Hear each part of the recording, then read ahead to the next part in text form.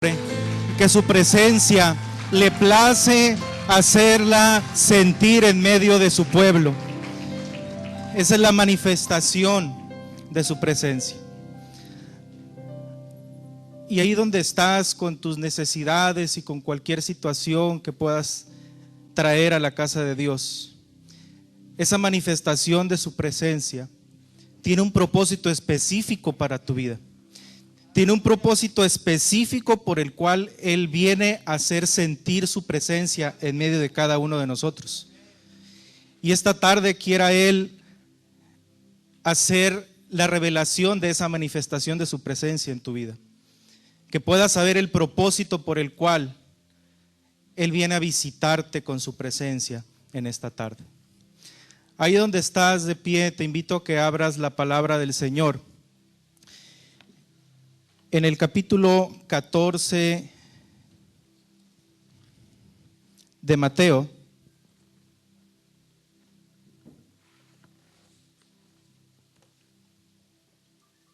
capítulo 14 de Mateo, del versículo 22 en adelante, vamos a estar leyendo un pasaje que para muchos es muy conocido. Un fuerte amén cuando ya lo tengas. Mateo capítulo 14, del versículo 22 en adelante, dice la palabra del Señor: enseguida Jesús hizo a sus discípulos entrar en la barca e ir adelante de él a la otra ribera, entre tanto que él despedía a la multitud. Despedida la multitud, subió al monte a orar aparte, y cuando llegó la noche estaba allí solo. Y ya la barca estaba en medio del mar, azotada por las olas, porque el viento era contrario. Mas a la cuarta vigilia de la noche, Jesús vino a ellos andando sobre el mar, y los discípulos, viéndole andar sobre el mar, se turbaron, diciendo: un fantasma, y dieron voces de miedo. Pero enseguida Jesús les habló, diciendo: tened ánimo, yo soy, no temáis.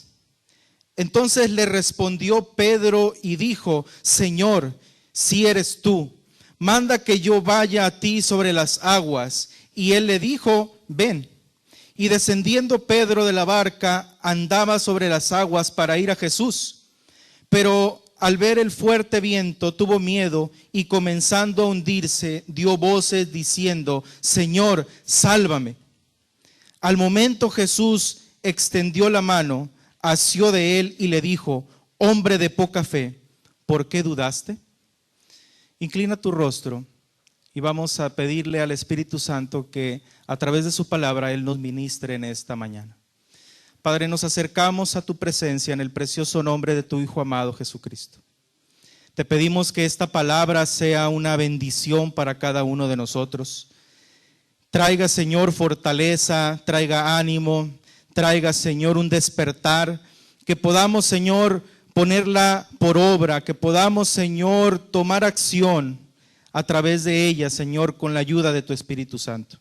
Espíritu Santo, te pedimos que ministres nuestras vidas en esta hora, que uses mi vida, Señor, para que sea de bendición para cada uno de mis hermanos. En el precioso nombre de Cristo Jesús. Amén. Pueden tomar su lugar, hermanos. En este mes, en el transcurso de todo este mes de octubre, hemos de estar siendo ministrados con la palabra de Dios acerca de las características de un discípulo del Señor. Y si nosotros echáramos un vistazo a través del tiempo, miraríamos que siempre ha existido discípulos. Vemos en el tiempo del mismo Señor Jesús, los fariseos tenían sus propios discípulos y ellos mismos decían ser discípulos de Moisés. Juan el Bautista, observamos también que tenía discípulos y que vivían con él y practicaban su estilo de vida ascético y promulgaban las enseñanzas de Juan el Bautista. Marcos capítulo 2, versículo 18, nos da una luz acerca de lo que les estoy diciendo. Dice Marcos 2:18: y los discípulos de Juan y de los fariseos ayunaban. Y vinieron y le dijeron: ¿por qué los discípulos de Juan y los de los fariseos ayunan y tus discípulos no ayunan?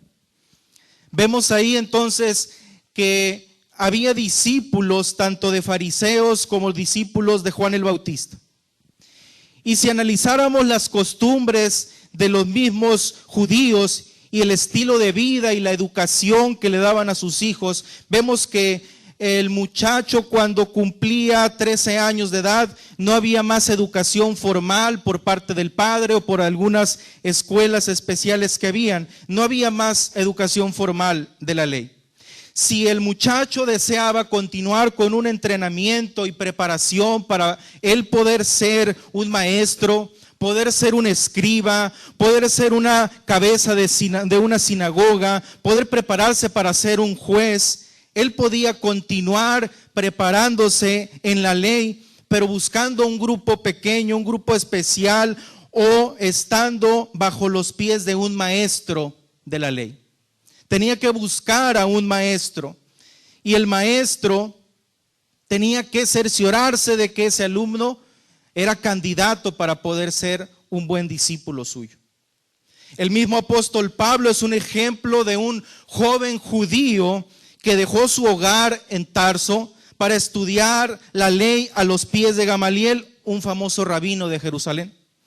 Y sobre esto, Hechos capítulo 22, versículo 3, nos narra y nos dice acerca de lo que el apóstol Pablo da como descripción. Y yo, de cierto, judío, nacido en Tarso, de Cilicia, pero criado en esta ciudad, haciendo alusión a Jerusalén, instruido a los pies de Gamaliel, estrictamente conforme a la ley de nuestros padres, dando testimonio de que él era un discípulo de Gamaliel. Jesús, hermanos, en el capítulo 15 de Juan, versículo 14 al 16, nos habla la escritura y nos dice, Jesús diciéndole a sus discípulos: vosotros sois mis amigos si hacéis lo que yo os mando. Ya no los llamaré siervos, porque el siervo no sabe lo que hace su Señor, pero los he llamado amigos porque todas las cosas que oí de mi Padre se las he dado a conocer. Y lanza esto muy interesante para poder analizar. Versículo 16: no me elegisteis vosotros a mí. Yo, les dice el Señor a sus discípulos, los elegí a ustedes y los he puesto para que vayan y lleven fruto, y ese fruto permanezca, para que todo lo que pidan al Padre en mi nombre, Él se los dé. Ya no los voy a llamar más que amigos. En esa relación que tenía el Señor con ellos, en esa relación de estar día a día, en esa preparación ministerial que el Señor les estaba dando a ellos, les había revelado, les había dado todo lo que Él había obtenido del Padre. Pero es interesante ver que Jesús hizo lo opuesto a lo que en su cultura estaban acostumbrados a hacer y a lo que acabo de mencionar anteriormente. El discípulo, aquel que quería continuar con una preparación, regularmente tenía que ir a buscar a quién elegir para poder continuar con su preparación. Tenía que buscar a un maestro, tenía que buscar a un rabino, tenía que buscar a un fariseo para que pudiera continuar con su preparación. Pero el Señor les habla a sus discípulos y les dice: ustedes no vinieron a mí a buscarme. Ustedes no vinieron a mí porque querían ser instruidos por mí. No me eligieron ustedes a mí. Yo los elegí a ustedes. Ellos estaban siendo elegidos del vulgo, sin letra, sin preparación, sin una expectativa de prepararse, pero estaban siendo llamados y con un llamamiento divino.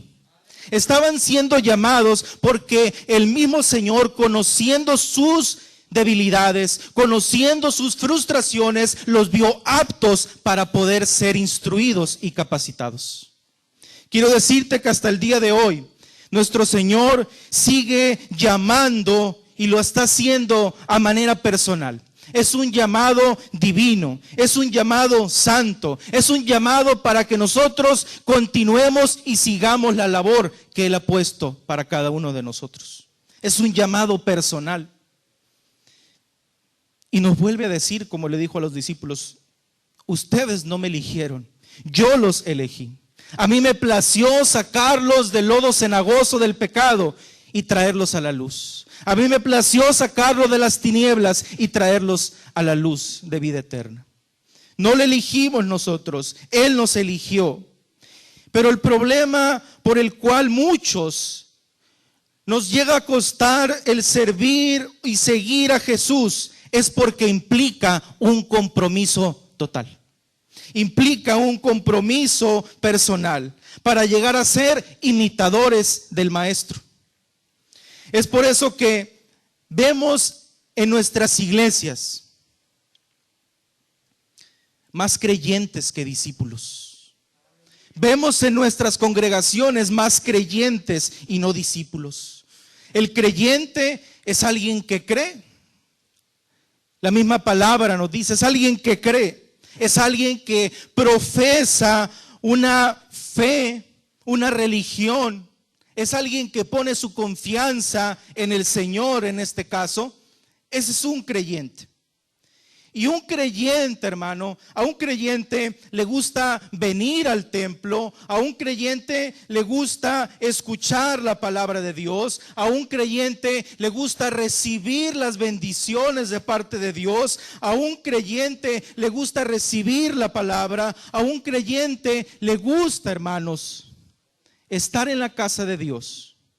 Un creyente es alguien que vive cómodo como está su vida cristiana mientras todo esté bien. Pero un discípulo es alguien que sigue a su maestro.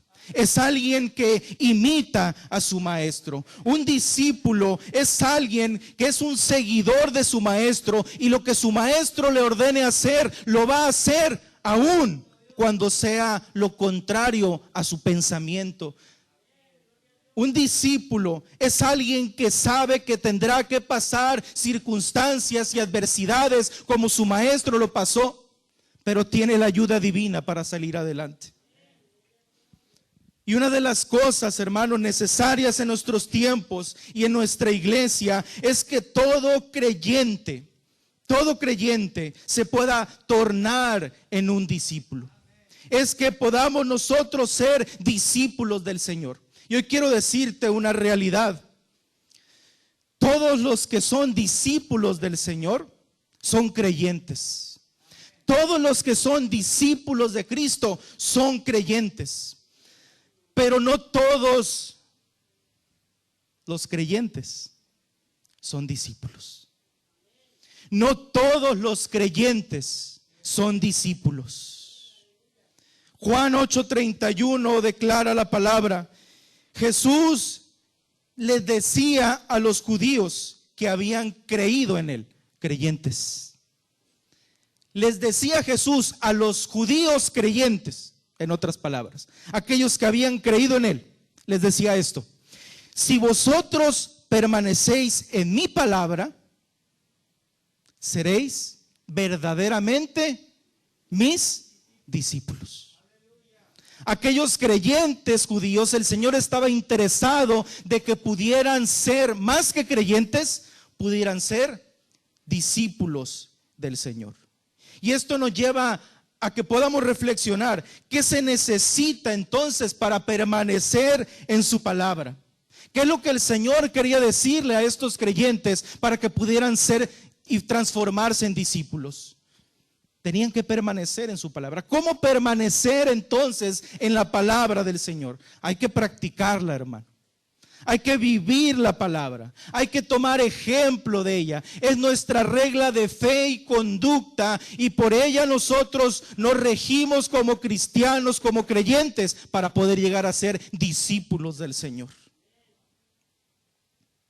hay una necesidad de poder nosotros entender nuestro papel y nuestro propósito como verdaderos discípulos de Cristo.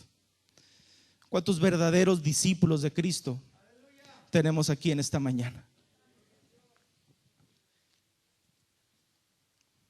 Reflexionaba sobre esto. Incluso fíjese que estuve queriendo imprimir un billete como para falsificarlo, pero la impresora decía que no se podía, marcaba error. Y quería traerlo y mostrarlo para decirle cómo distinguimos nosotros un billete falso de uno verdadero.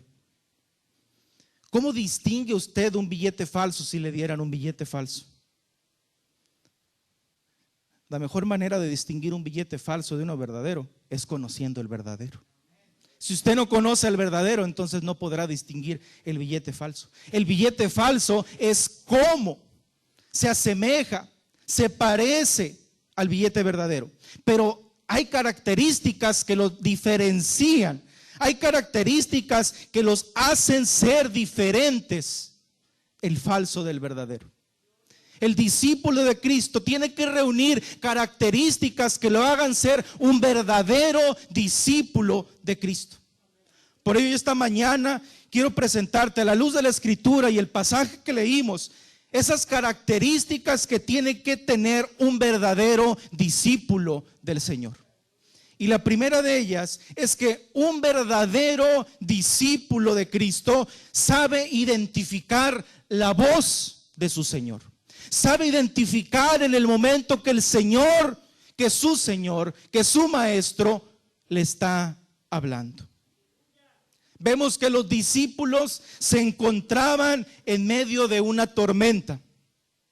Vemos que eran vientos que azotaban la barca, vientos contrarios, y no es que había una tormenta de lluvia, eran vientos que estaban azotando y haciendo crecer las olas. Y quiero que imagine el escenario: vientos fríos y calientes llegando al mar de Galilea, acrecentando las olas, generando un oleaje alto. Ellos en medio de ese mar, atemorizados, sintiéndose desprotegidos, porque su maestro no estaba con ellos en ese momento. Atemorizados, de lejos parecía haber un fantasma que se acercaba a ellos, y peor aún, parecía que estaba caminando sobre el agua. El Señor conocía los corazones de cada uno de ellos, así como conoce cada uno de nuestros corazones. Y tiene que intervenir en ese momento, ni siquiera llegar a la barca para poder lanzar una palabra que trajera descanso, paz a sus discípulos. Conociendo el corazón de ellos y el temor que invadía su ser, el Señor tuvo que decirles: yo soy, no teman. En ningún momento les dijo: soy Jesús. Yo soy, no teman. En ese momento, al oír la voz de Jesús, Pedro reconoció que era su maestro. Pedro reconoció que era su maestro. ¿Cuánto tiempo habían pasado juntos? ¿Cuánto tiempo Pedro había sido ya instruido por el maestro, que tenía su voz bien reconocida para poder escuchar y decir y sentir en su corazón: es mi maestro? Fíjese que años atrás me gustaba hablarle a mi suegra. ¿No está aquí mi suegra ahorita? Hablarle por teléfono, nada más para hacerle una broma, y le decía: hablo de Coppel para cobrarle la deuda que tiene. A veces le decía: hablo de una farmacia. No, yo aquí no.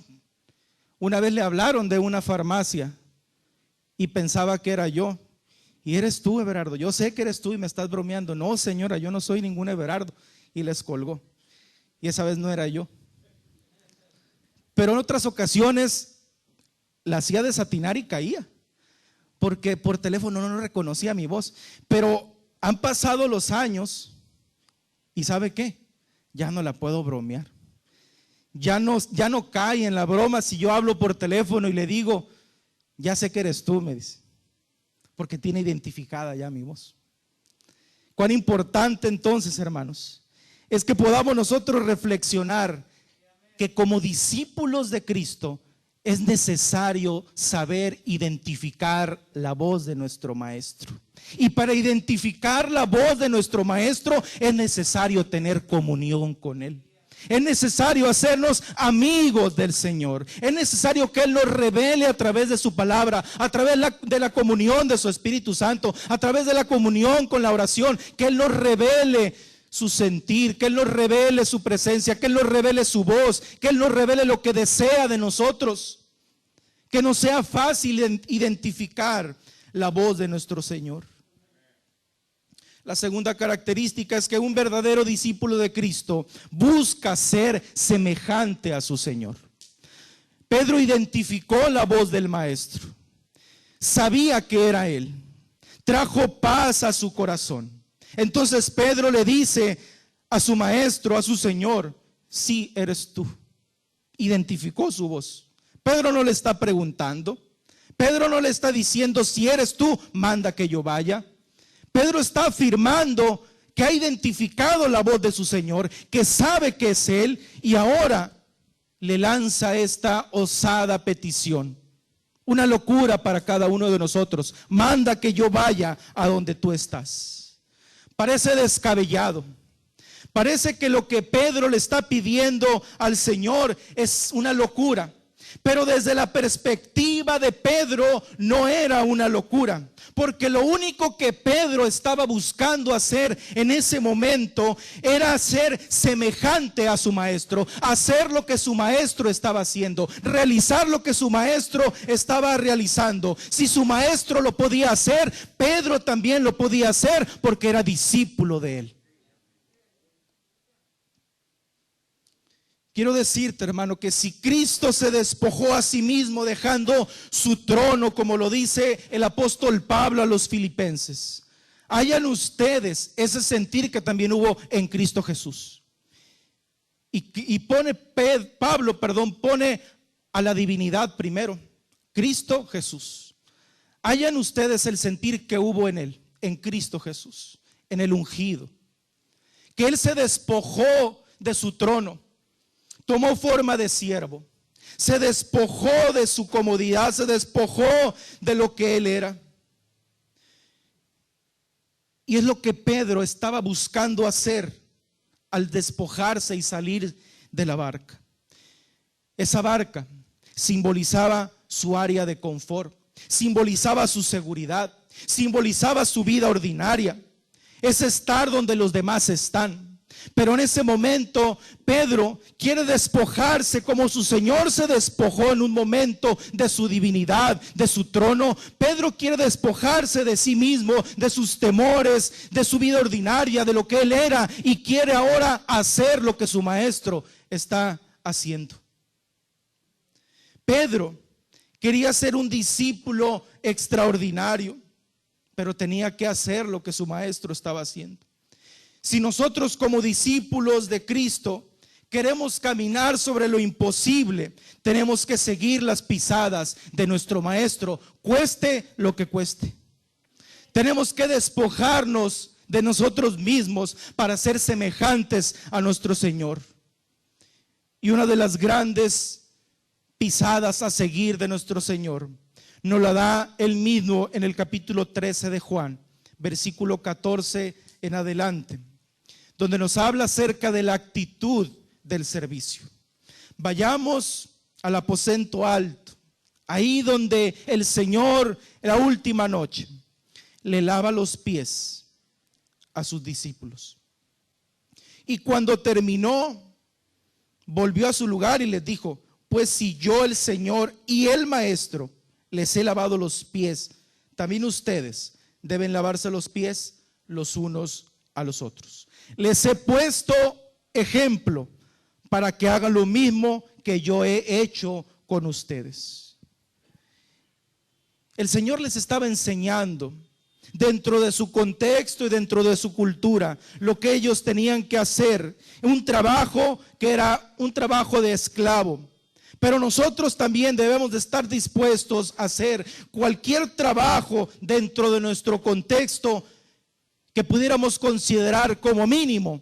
El Señor se glorifica en medio de cada acto de servicio que nosotros hacemos por su nombre. Cada acto que usted haga dentro de la casa de Dios, cada servicio que usted brinde dentro de la casa de Dios, cada acto que usted haga fuera de la casa de Dios que glorifique el nombre de su Señor, usted está siendo un discípulo del Señor.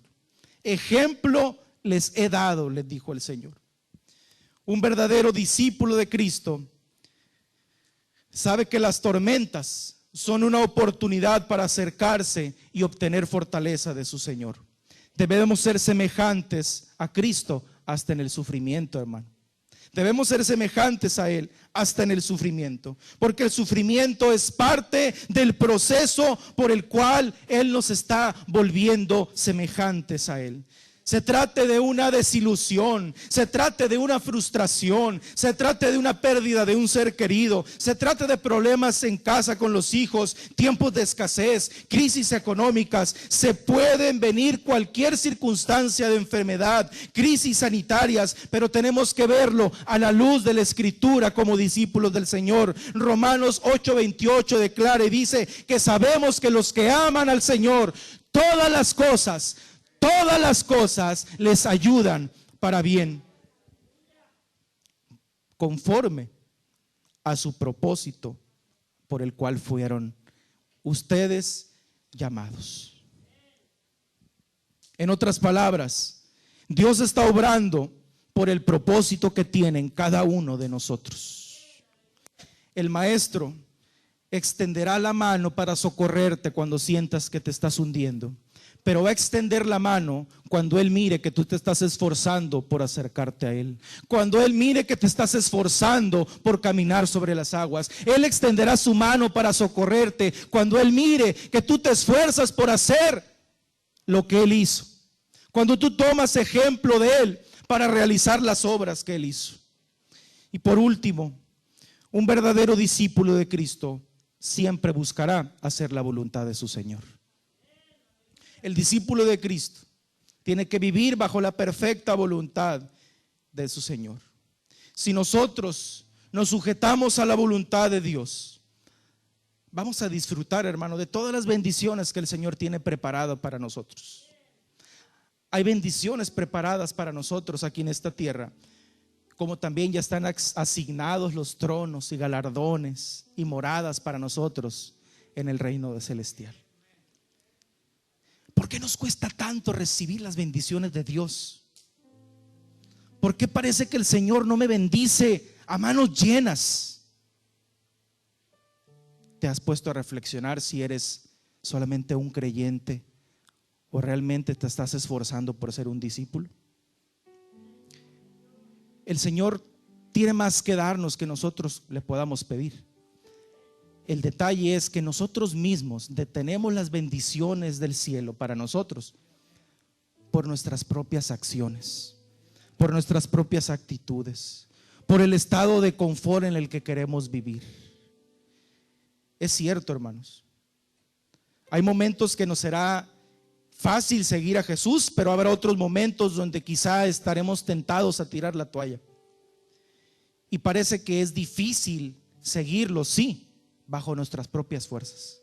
Por eso Él prometió y dijo: no los he dejado solos, les envié al Consolador.